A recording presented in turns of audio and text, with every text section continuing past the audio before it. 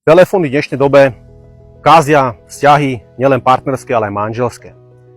A čo chcem týmto videom povedať? V tomto videu, ak ho pozrieš do konca, ti poradím jeden tip, čo by si mal robiť, ak máš partnerský vzťah alebo manželský vzťah.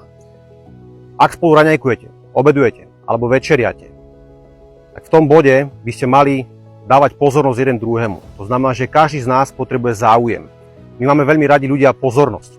Čiže ak budete niekde na prechádzke, alebo budete niekde v kíne, alebo niekde na dovolenke, tak vaša úloha by mala byť, aby ste nedávali pozornosť na telefón, na správy, notifikácie alebo nejaké hovory, ale aby ste sa venovali jeden druhému, pretože dnes sa stáva veľmi často na ulici, pri stoloch, reštauráciách, kaviarniach, bároch a tak ďalej. Ľudia sú veľmi často zafixovaní na telefón a majú tam veľkú pozornosť. Tým pádom, ak máš pozornosť na niečo, čo nie je správne v tom danom momente, nedávaš pozornosť tvojmu partnerovi. A preto dnes tie vzťahy aj bohužiaľ kvôli tomu nefungujú. Takže toto je tip v tomto videu. Ak máš k tomu nejaký názor, napíš koment, lajkuj a kľudne toto video môžeš zdieľať medzi tvojich kamarátov, priateľov a známych.